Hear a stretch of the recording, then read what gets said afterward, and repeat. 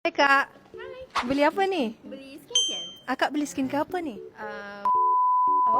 Saya nak tanya harga skincare akak berapa ni? Berapa muka?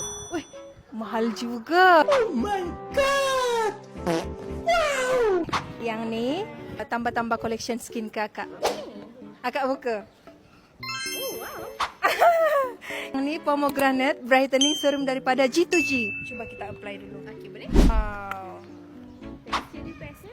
Dan lama-lama bila kita kerap pakai boleh menghilangkan bintik-bintik hitam di wajah kita. Melembabkan juga. Payah beli skincare mahal-mahal Kak. Bawah daripada RM20 harga dia ni. Cepat meresap. Yes, cepat meresap. Nah, yang ni untuk akak. Tambah-tambah skincare. Ada sedikit rezeki juga.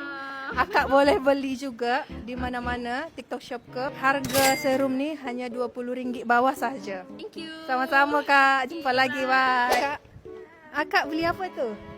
Ni beli skincare. Lagi tahu skincare apa? Bisik-bisik. Harga berapa semua skincare Kak ni? RM25. Oi. Mahal juga Ni tambah-tambah skincare untuk akak. Oh, kan. Yes. G2G. Yes, brightening serum daripada G2G. Oh, saya pun pernah dengar juga kawan saya cakap. Dia cakap okey. Daripada akak beli skincare mahal-mahal, yang ni tahu tak harga berapa? Tak mahal, tak mahal. tak Cuba mahal. akak teka. Bawah 100? No! No! Apa benda? Bawah No. Bawah RM20 je Kak. Murah je lah. Pakai Try dulu ni. boleh pakai pagi dan malam hari. Boleh tak saya apply? Minta izin ya. Okay, saya apply. Wangi. Wangi. Betul, Wangi wangi. kan? Ha. Yang ni untuk akak. Yang ni untuk akak.